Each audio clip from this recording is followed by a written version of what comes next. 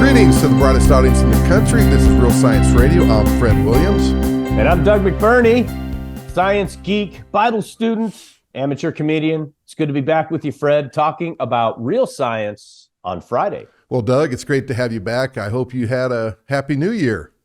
Well, cold, but looking forward to some warming. Looking forward to some global warming. Yeah. How about you? That's right. Yeah.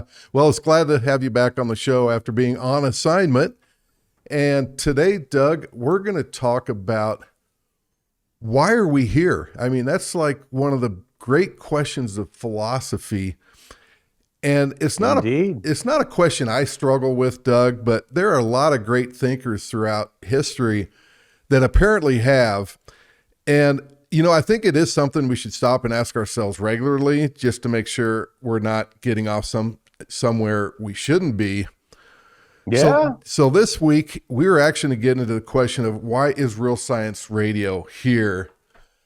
That's a really good question. Why is Real Science Radio here? Yeah, we're in the second week into our shows for this year. We've got a lot of great shows planned. Looking forward to a lot of them. So we need to talk about why is Real Science Radio? Why is this show important? But Doug, we've started that interesting fact of the week segment. And the interesting fact of the week, you got to figure that if a whole week has either gone by or is coming at you, there has to be at least one thing interesting happening. Or at least one thing interesting to observe, right? Or why would you do a show? That's right. And, you know, to our listening audience and our viewing audience, if you have an interesting fact you'd like to share with us, please email it in and we'll consider it on our list of interesting facts. So, Doug, here's the interesting fact of the day. What animal can make 276 facial expressions? Well, of course, the camel. I mean, that's obvious. The camel, okay. No, incorrect. It's the cat. The cat can make those 276 expressions. So, there you go. Like the common feline cat that you would have in your house. Yes. I mean, not that you would have in your house, not that I would have in my house. Yeah, no, I wouldn't have one, and if I did, the cat would be named Fourth and Long, but that's another story. Now, me, I like cats okay. I wasn't aware that they were that expressive. I'll have to, well, I'll watch more closely next time. That's for sure. Yep. So, back to today's show topic, we're talking about why is Real Science here? So, Doug, why is Real Science Radio here? Fred, as I believe it was Kamala Harris who famously said, we should be wherever we are doing what we must do, and of course, doing it there and together, getting it done. But I'm going to be even more bold than Kamala Harris. I mean, if that's possible. And I'm going to say that we should be about preaching the gospel, about bringing glory to God. And I mean that, Fred, not just for pastors or radio hosts or podcasters, really everybody, as often as we can make an opportunity to preach the gospel and to bring glory to our Creator and our Savior, God, the God of the universe, and Jesus Christ. Yeah, well, amen on that, Doug. You know, the way I view Real Science Radio is as soon as we can bring about the fullness of the Gentiles, then we're out of here and in paradise. So, you know, get the truth out to as many people as we can. Yeah. You know, speaking for myself, I think back to when I got started down the path of creation science. So there was this coworker who told me that evolution was a proven fact, and I had never really looked into it. And honestly, I never really fully believed in evolution, but I definitely believed in millions of years, and dinosaurs, lived millions of years ago. So when he was so adamant how evolution is a proven fact, that's what got me started looking into it. And roughly at that same time, interestingly, I just started listening to Bob Inyard on TV. And also I was playing basketball with this guy who is a pastor at a church. And my wife and I ended up going to his church because he was the same denomination my wife was at the time. At the time I was a Catholic. I was a carnal Catholic. I was Christian, but hardly ever went to church. So anyways, I'm playing basketball with this guy, And it turns out, he's the same pastor, the type of denomination my wife goes to, which is a conservative Lutheran church called Missouri Synod. So I got in a conversation with him. We became friends, and he gave me a book called What is Creation Science by Gary Parker. And that's what really got me just enthralled. And at the same time, almost some part of me was angry that I had been brainwashed for so long because I'd never heard any of the arguments, not only that were powerful for intelligent design and against evolution, but probably more important for me, all the evidence against Earth being billions of years old. So what was interesting also is Dr. Gary Parker, he was an evolutionist, and it was science that led him to faith in Christianity. And it could have been that it led him to a stronger faith, but I believe it actually is what convinced him to look into the Bible. So, wow. I know that there's lots of examples of creation scientists that I've spoken to over the years. That's how they began. It's the science that really got a foothold in them. Because if you believe in evolution in millions of years, that contradicts the very first book of the Bible, and Satan's pretty clever. He knows that if you can get someone to doubt the opening chapter, why believe the rest? So, yeah, that's at least that's, my story. And I've talked to a lot of creation scientists who that's how they began.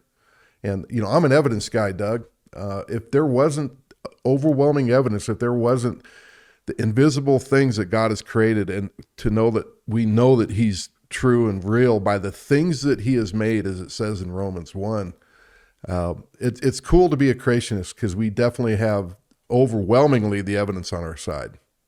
I'll tell you my story. I was fortunate in that my mom and dad read to me from the Bible from the time I was a little kid. And no matter how much doubt the public schools put in my mind, or even more than that, my own pride put in my mind about having a relationship with God as I grew into a rebellious, arrogant young man, there was this nagging fact in the back of my mind that I could not push the Creator out of the picture. It was like creation was a literal interpretation of creation in Genesis, was like a tether that held me before I could float out there too far to never, ever come back. And so I'm thankful that I was taught a literal interpretation of Genesis from the time I was a little kid.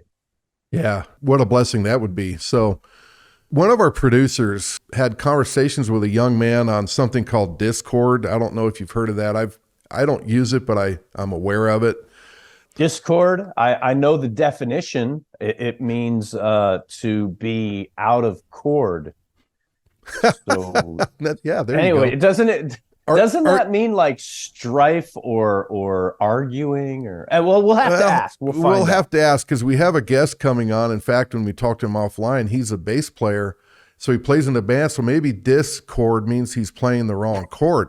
But I guess you can't play a chord on bass. I guess we could ask him that. I know you can play a chord on guitar and a piano, but bass, I don't know if you play chords. But anyways, one of our producers suggested that we get together and talk with this guy. So, Doug, what do you think? Yes, we want to welcome to the Real Science Radio airwaves, Mr. Kurt Rushlow. He is a Navy veteran. He works in the security industry. He's a bassist for Trump Whistle in San Jose, California. He's currently working on a degree at Southern Evangelical Seminary. Kurt is known on Discord and around the web in general as an amateur apologist, a Bible believer, and an autodidact. Welcome, Kurt Rushlow. Hey, Doug. Hey, Fred. Thanks for having me on. Hey. So, Kurt, the big question: can you play a chord on a bass? You can play a chord on a bass. Bass chords are very pretty. Okay. Hey, Fred, that's an idea for the interesting fact of the week. Maybe for one of the weeks in the future is how many strings are on a bass guitar? Because I think most people who don't play bass, they don't know. Yeah, good. Yeah, you're right. So let's not let the cat out of the bag, so to speak. We'll keep the lid on that one. The cat with 276 expressions. So Doug, when you were introducing Kurt, I got to ask Kurt, I think, Doug, you might have said Trump Whistle. Is that the name of your band, Trump Whistle? No, I don't. I think you may have coined a term, though. I Yeah. like that. The Trump whistle. It's a Freudian slip, right? Yeah. That's what's on the brain. Yeah. So It's a thump whistle. Thump Whistle. Okay. You know, it's always hard to come up with a band name. I know how that, how hard that can be. That's a pretty good name, I think. So I like it. And if you're able to play chords on the bass, well, I'm already impressed because I didn't even know that was possible. And before we get started, Kurt, I don't know how familiar you are with our history and our show here, but the show was founded by Pastor Bob Enyart, and just a great minister and a witness for the Lord who led quite possibly thousands of people to faith in Jesus Christ. And for about 25 years, working in his ministry, I can't tell you how many men have told me over the years that creation science was the key that got their attention, that to bring them to faith in Jesus Christ. In fact, I'm reminded of my neighbor who is he's an engineer, and he told me that he got out of college, not a Christian. Obviously in college he was taught evolution, millions of years, billions of years, the Big Bang, everything. And as he started to work in engineering, he said, what I was applying in my daily job, the engineering, the mathematics, the scientific method, all of the rational things that I had to do every day, he said they just went against everything that I had been taught in college. And so he ended up picking up a book by a creation author. This is back in the early 1990s, back at I guess you'd call it the dawn of the modern creationist movement. Maybe not the dawn, but early in the modern creationist movement. And it eventually led him to faith in Jesus Christ. And so tell us about yourself first. Kurt, are you a Christian? Yes. Yeah, absolutely. And unapologetically, and, constantly thinking about it. And so were you raised in a Christian household? No, not at all. So I was definitely raised atheistically. My grandfather, quite an intellectual, very smart man, very skeptical and very critical of the Bible, which he knew it pretty well. Oh. And so I was raised just how ridiculous it was. Okay, what did Satan go and hide all those dinosaur bones? And how could a whale swallow a man? Just all those things. Raised with thinking that way because that's what my grandfather told me. So, I'm curious what eventually led you to creation and believing in the Bible, becoming a Christian.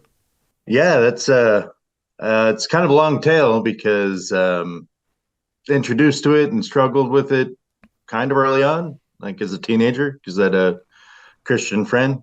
And so he would witness to me, we'd discuss and things like that. And so to a degree, it affected my heart, and my head couldn't reconcile everything, all the stuff that I learned through evolution. And so the first thing that probably really shook me is the conversation that I had with him, and just a question he asked me. He said, Kurt, come on.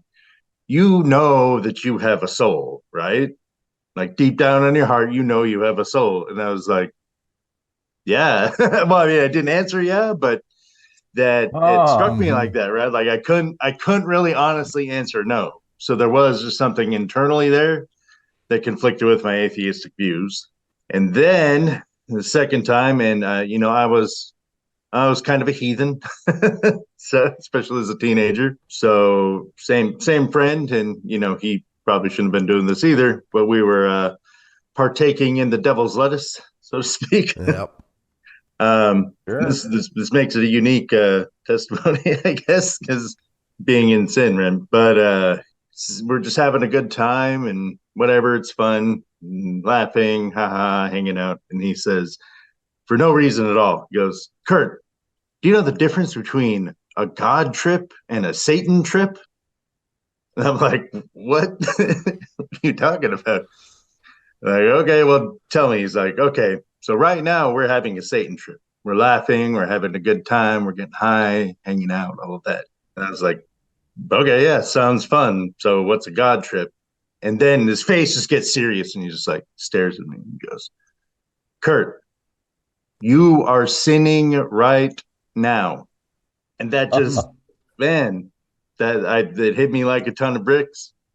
Felt like my soul was in the ring with Mike Tyson. That's the first time I felt God's conviction. And so that stuck with me for a long time. The law is perfect for converting the soul. Right. Now, before we move on, I want to remind everyone that it is telethon month.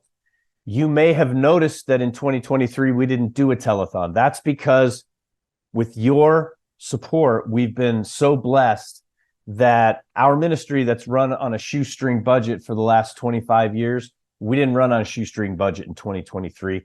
And in 2024, we actually have a plan to grow.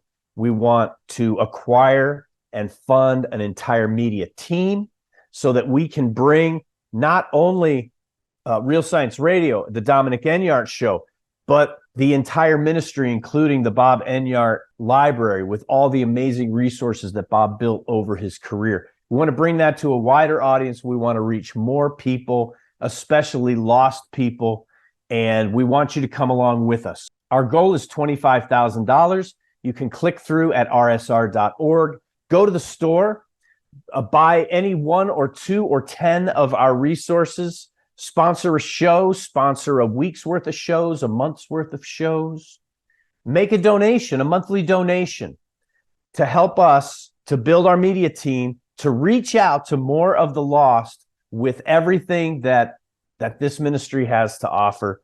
We're so blessed by your support in 2023. We look forward to 2024 and growing and getting bigger and having a bigger impact for Jesus Christ. And we appreciate it and want you to come along with us. And he did give me the gospel. And again, in my heart, kind of believed in Jesus. I read Mere Christianity by C.S. Lewis. So I saw some logic in there, and wouldn't say I was saved yet. I think I kind of had a false conversion. I did go, I got baptized in the Navy, but I continued to live like a heathen. So it didn't really take. And again, it was this struggle between, like, I think in my heart, I kind of got it, but it was just all the stuff, right? Especially all this evolution stuff, because the Bible clearly said something differently. It said something different to what Christians were claiming. And my head just couldn't wrap around it. Wow. Yeah. Well, you say, it's funny that you say that this makes this something of a unique testimony, that you were just hanging out and partying and getting high. And it's actually not that unique, I don't think. I think it's actually fairly common, even for Christian kids who grew up in America circa 1960 to day before yesterday. That's been the experience for so many of us. And you said that this fellow was your friend. So how did you know he was your friend? What makes you say he was your friend? Well, I'm 39 now, and he's still my best friend. So, but no, we just lived in the same neighborhood and went to school together, rode the bus together, all that. So just. I like how, you're an example that, when the Bible talks about the law pointing us to Christ, and the passage in the Old Testament that I don't have the verse on the tip of my tongue, but it's basically the law is perfect for converting the soul. So it was the law that kind of convicted you and made you consider, because God puts the law on our hearts. He says that in the Bible. So that's interesting. Yours is actually a fairly common testimony that I've heard through the years. Yeah, the Baptist at my church looked at me like I was a unicorn or something when I told them that. So yeah, oh yeah, you'll get that. Yep. Well, so your friend told you were sinning, and that resonated with you, right? That's awesome that he had the the fortitude in the midst of even his own failures or whatever, sin, right? Backsliding. Call it what it is, right? Even in the midst of all that, he had the presence of mind, or probably the presence of the Holy Spirit, to say something that got your attention as far as the concept that there was a God and that you have a soul. By the way, that's one of the best questions. I'm going to tell your friend, I'm going to steal that question, and I'm going to use that just probably within the next 2 or 3 days with someone that I witnessed to, because that's a great question. You have a soul, right? Talk about good. putting you on the spot. Yeah. That's pretty good. That's pretty good. I like that. So what was it about creation science that caught your attention or resonated with you? Or was there one event or one subject that caught your attention? With creation science, I would say when I finally started studying it with my criminal justice background, I don't look at any one piece of evidence as the type of thing that would you'd make a conclusion off of. So the reason I believe in young earth creation is the preponderance of evidence. So it's kind of everything, every argument, all the evidence collectively that makes a good case to me. But if I were to pick one topic, I would say it would be the soft dinosaur tissue. Oh, really? Yeah. Yeah, that's a huge one. Fred, you'll have to remind me, when was the Iron Lady's appearance on 60 Minutes? Does anybody remember exactly what year that was? I don't recall the year. I do remember that her story, she started, I believe she discovered the stuff way back in 96, and it started, and it started hitting, the science circles not too long after that, by at least the early 2000s. And then it's just taken off since then. And her 60 Minutes appearance wasn't that long ago. I want to say 2007. We can look it up. But I want to say around 2007. So dinosaur soft tissue became a topic 15 years ago when you were in your early 20s, mid 20s, Kurt, right? Right. How did you hear about it? Because I didn't hear about it back then. So I didn't hear about it when it came out. In fact, that's something that's interesting is all of this stuff, all of this evidence, all of this whole side of the argument, it's not mainstream at all. It seems like information that unless you look for it, you're not going to find it. Yeah, that's what the man on the street interviews that Ryan and I did last week. And if you missed that show, that was a lot of fun. Nobody that we interviewed knew about dinosaur soft tissue. And one guy, a Native American, he said that's astonishing. He was this really smart guy that you could tell it for him. It had an impact. Others said, well, kind of him and Hod, but so many people don't know about what is really the paleontological discovery of the century. This is major science that's not, reported in National Enquirer or some other. This is at Harvard and Stanford. They're all on board with this being original biological material, and so many people don't know about it. I remember telling a guy at work about this he's either an agnostic or an atheist, and he was just enthralled on the web pages. I sent him to like a report on MSNBC. So he's going to know right away, well, this is, if they're showing this evidence, they're really far left. So it really is a powerful argument. It makes people really think about, well, dinosaurs, could they really be, millions of years old like I was taught in school? You had mentioned, Fred, that the devil is devious and that he knows if he can get you to doubt the first chapter, the first book in the Bible. Well, the secular media, it basically smothered the dinosaur soft tissue baby in the crib. When that story first broke on 60 Minutes, that should have been a watershed event in the history of paleontology. But something happened that kept the whole world from finding out about it. And I think, Kurt, how did you find out about it? I first saw it in Kent Hovind's Creation Seminar series. Right. Yeah. So right. Not exactly a mainstream news source. No. Yeah. No. Yeah. So And Mary Schweitzer, when she discovered it, the first thing that she thought was, well, how could soft tissue survive for millions of years? Yeah. And it's just so funny because that presupposes, right? It couldn't be right. the obvious answer. It Yep. couldn't be maybe because it's not millions of years old. Right? Yeah. Wow. And Couldn't be that's that. powerful, right? That's Yeah. powerful testimony as to where her Mm-hmm. where Yeah, her head was at. And it's interesting, she's a Christian, Dr. Gerald Van Dyke, we had him on the show last year and he knows her personally. And but she's so tied to her secular scientific circles. I'm, speculating, but that's probably a pretty accurate speculation. That just keeps her from, coming out and admitting, hey, this really shows that dinosaurs aren't millions of years old. Now she's tried to come up with reasons to explain how it can last millions of years, and none of it flies scientifically. It's just not valid. So, Oh yeah, her and everybody else has tried. Yeah. I mean, they've thrown everything at the wall. Nothing stuck to that one so far. Yeah, they And call her the Iron Lady. She thinks somehow iron preserved it, but yeah, Right. that's been refuted. So Right. And so on Discord, Kurt, do you try to actively engage with unbelievers? Does it just happen? First of all, tell us what Discord is, because I'd like to know. I've heard about it. It's just a kind of like a chat platform. So if you have a community, you can have an open format chat. So there's like Slack, Discord, things like that.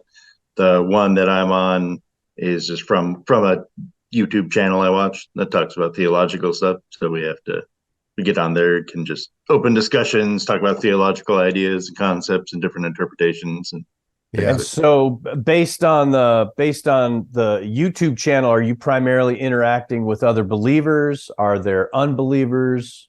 What's the community like? Yeah, they'd be other believers. I'd say it's this specific one is not just interdenominational, but so it's all Christians, but we have some Eastern Orthodox people. We even have some Christian mystics, things like that on there. So it's kind of a collaborating ideas and just kind of open conversation to where we're not all just pointing fingers at each other saying heresy because we believe in some other doctrine. But just kind of discussing those ideas, laying them out on the table and discussing their merits and flaws. Okay, so it's mostly Christians then.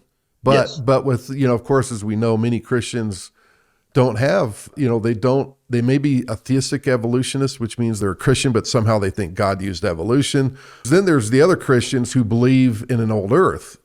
They may be on the intelligent design side, but they also accept the secular scientific community's view on the earth being billions of years old. And even to some extent, many believe in the Big Bang and things like that. So it does get interesting. I've been on those forums before, not Discord, but you do get quite a wide variety of Christians. And that gets back to why Real Science Radio is here, is to help build that foundation and support the foundation of the Bible in Genesis, because we can trust Genesis. And because we can trust Genesis, which Jesus, by the way, referred to Genesis, the first 7 chapters, more than any other book in the Bible. If we can trust Genesis, we can trust the rest of the Bible. We can trust that Jesus Christ is who he says he is, and that he actually really did rise from the dead after 3 days, and he's alive, and he's our Savior. And it's why, hey, we get to go to heaven someday. Let's get to the fullness of the Gentiles, guys. The sooner the better. And we can reach more with the foundational truths of the Bible. So I'm glad, Kurt, that you're doing this on Discord. Yeah, the topic does come up. And me personally, I think theistic evolution is bat feathers. I just don't think it would work. Really? So what is it about theistic evolution that you find the most odious? So I don't doubt that God could do it that way, but I don't see any reason as to why anybody would rationally do it that way. So if I want to make a sandwich, right, I wouldn't just take the bread and the meat and the cheese and the tomatoes and the lettuce and put it into a big bowl and cover it and shake it up until a sandwich fell together, right? If you shook it for long enough, that's plausible that it could happen, right? Millions of years, something, maybe you finally get a sandwich. What would you rationally do? You would make a sandwich systematically. Put down the bread, layer everything on top, you design it, you make it. So I just feel that just because God could do something, there's no reason to think that he did. Yeah, that's interesting because it reminds me, I gave a creation talk at a youth conference years ago, and they had another guy at that conference that was talking more on psychology, and he believed in millions of years. He was a theistic evolutionist, basically. And he said that, well, God's like a pool player, and he just continues to make shots throughout history. And I'm like, dude, that sounds like a really bad pool player. Because you're talking about millions and millions of years of death, disease, and destruction. Because that's what the fossil record shows, that, he believes is millions of years of history. So to your point, Kurt, that doesn't sound rational to me. It sounds like a bad pool player. And in your analogy, it sounds like a bad cook or a bad sandwich maker, a bad deli worker. And then confuse this in the Bible, right? So if you look at the genealogy, right, starting from Genesis 5, you can actually take all of the ages that are laid out there, and you get a timeline. Yeah. So you get a timeline from creation to the flood. Why put those numbers specifically in there? Yeah. They line up too perfectly. You can see all that. And so biblically too, I just think I think you're off base as a Christian if you're not studying your Bible very well, if you don't recognize that part either. Well, yeah. I've found in my discussions with people who are not young earth creationists is they're almost always pulling some sort of a Mary Schweitzer. They have a career, they have a position, they have a social circle that they're a part of, that young earth creationism would threaten their position in one or more of those. And so, like a lot of people, people don't like conflict. People don't like conflict, and so they'll choose to simply not push it on that subject, and then eventually maybe even be either convinced or never really give young earth creationism a fair shake, because they're more interested in just preserving their own comfort. Mm-hmm. And so your friend, when he asked you, when he challenged you and said, you have a soul, right? So he had to know that he was making you uncomfortable. He must have known that.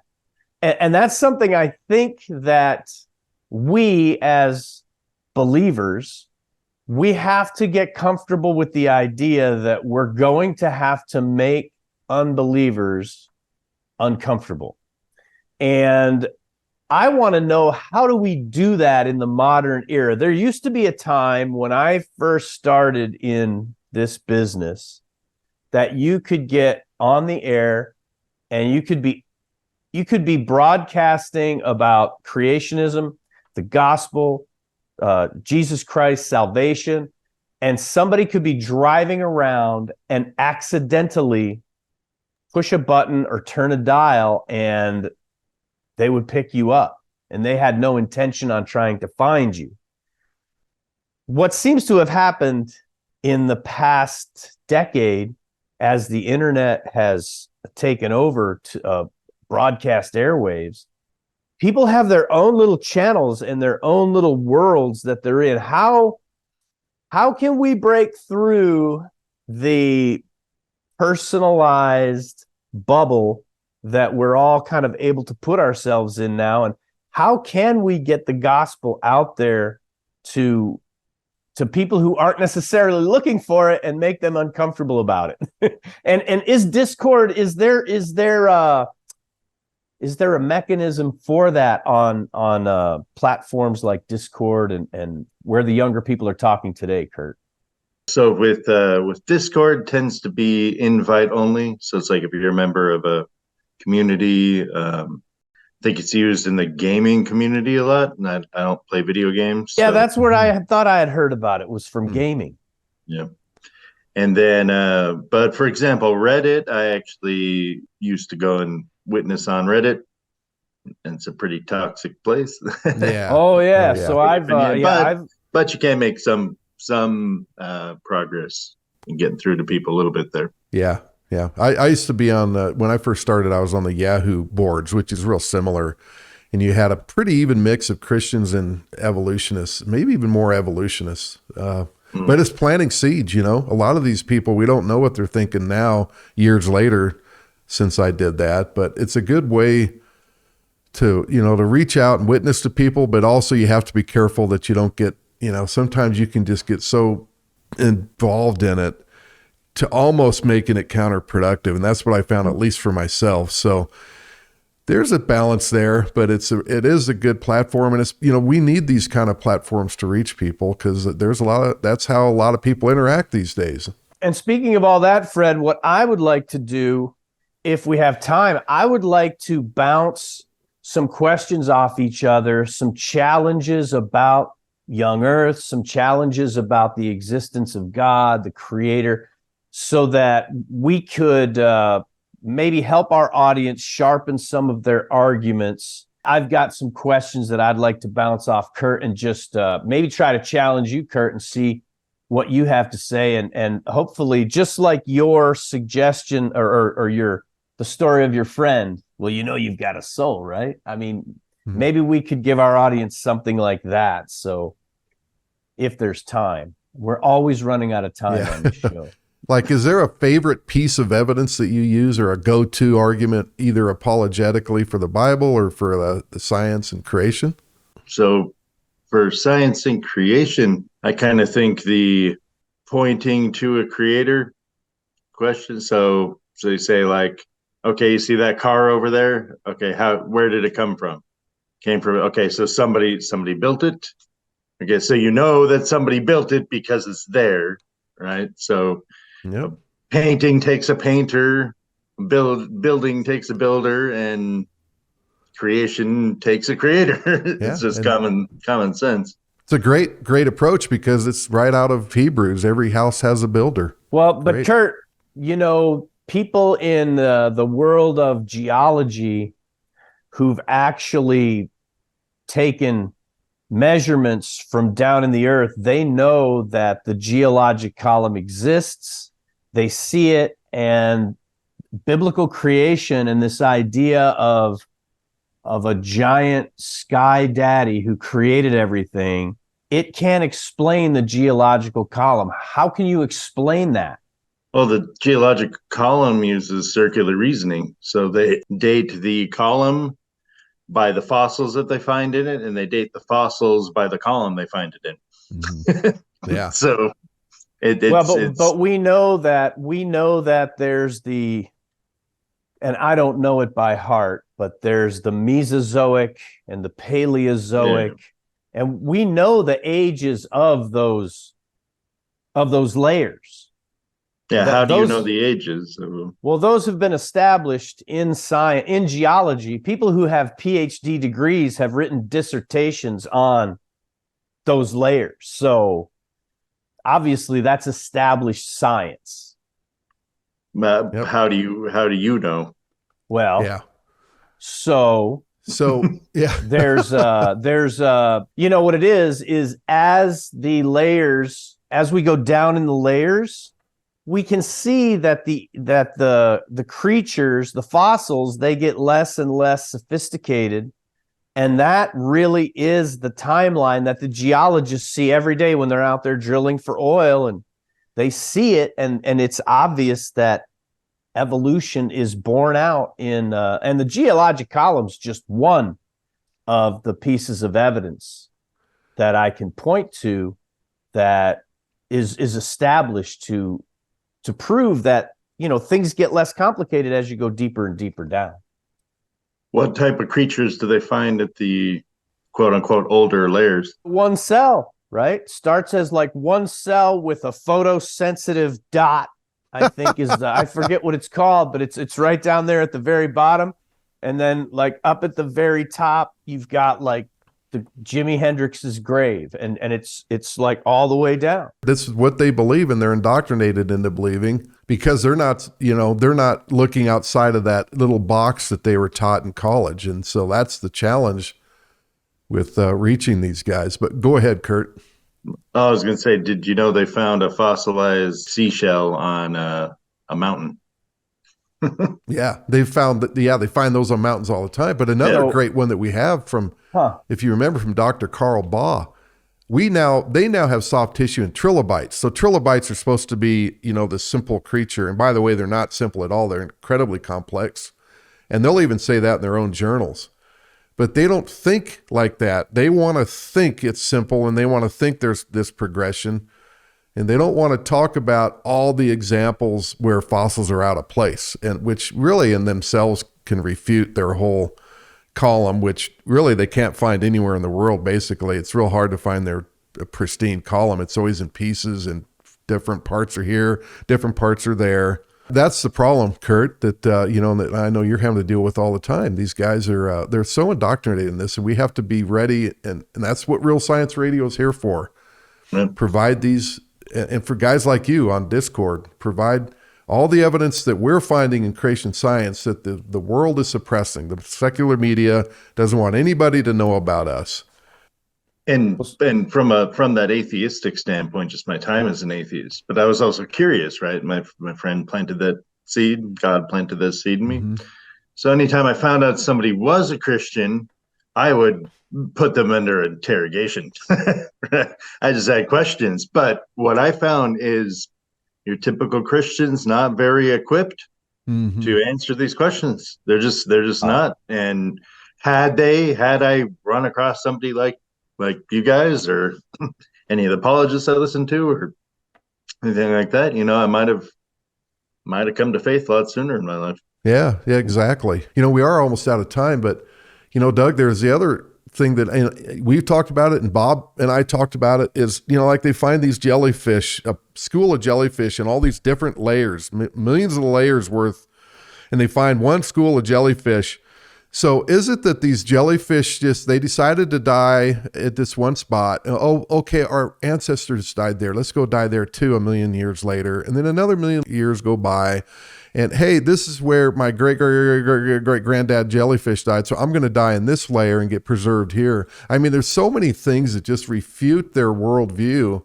Like I've said, it's like shooting apples in a barrel. And I know that that's not the right way you're supposed to say that, but like I've said, I'm sticking to it. Anyways, we actually are out of time, Kurt. Is there anything that you'd like to sum up with all your witnessing you've done on Discord and with friends and family? Any other thoughts that you want to share with the audience? Yeah, I would say to try to use questions. Don't just go to the facts. Try to poke holes in their statements by asking them to clarify. The word faith in the Greek is actually pistis.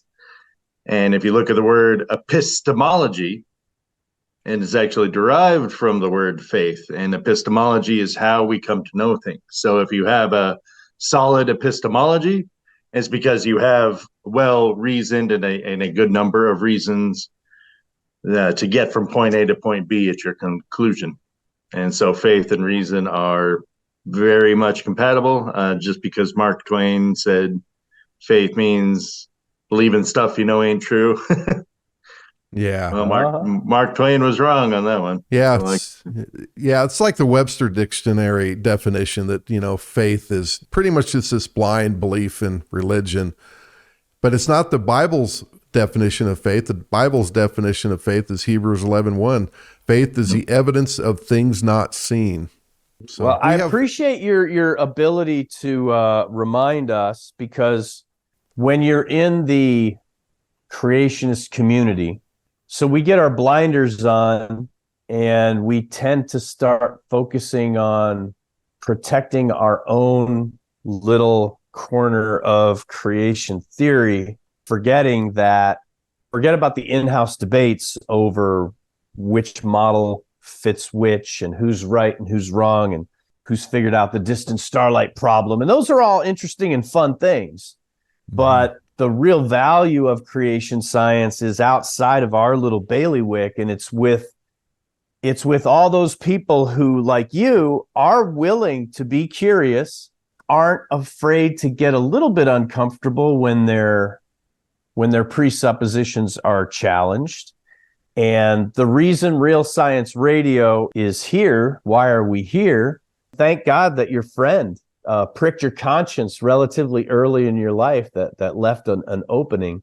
But that's why we're here, is to expose unbelievers to facts that are irrefutable. And there are a whole library of irrefutable facts on our side. And thank God for that. And thanks for coming on, Kurt, and sharing with us about what's going on out there in the world and helping remind us of why we're here. Yeah, for fighting in the trenches. Amen. Well, thank you, Doug. Thank you, Fred, so much for having me on. And I really enjoyed this. Hopefully we can keep in touch and keep talking, sharing information, and always looking to fellowship with fellow creation scientists. Yeah, it's definitely been our pleasure, Kurt. And I wanted to let our audience know that if you're watching on YouTube, we have the Dominic Inyart show sign back here. We're doing some reshuffling around, and I'd encourage you to check out the Dominic Inyart show. He's got some really good stuff. He's got a really good production team helping him come up with, analyzing current news events from biblical and Christian perspective. So just a plug for that show. And what a great sign he's got back here. That's really cool. So that's gorgeous, gorgeous. So Kurt, you're young to me and Fred. We talk to you so we can find out what's going on with the younger crowd. You could listen to Dominic Inyart so that you can find out what's going on with the younger crowd. Yeah, there we go. Because he's got it going on. I mean, for being so young, he's really got it together, and really is a blessing. I've been really blessed to witness the growth of Dominic and what he's doing with the ministry, and just glad to be a part of it, and glad to have got to meet you, Kurt.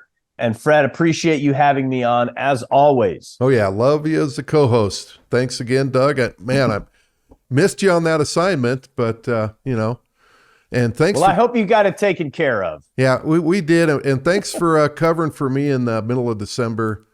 So your last show with Dr. Paul Homan was excellent. I encourage everybody to go back and check out those climate change shows. Those were really good. So oh yeah, there you go, Kurt. If you've ever had climate hysterics, they're everywhere. But another great inroad to put chinks in the armor of the atheistic worldview is to be able to point out the absurdity of the climate hoax. Yep, exactly. And if you guys didn't catch the show, go back the end of 2023. Check out Paul Homan on climate change. Yep, really Dr. good Paul stuff. Homan. All right, so for Doug McBurney and Kurt Rushlow, I'm Fred Williams of Real Science Radio. May God bless you.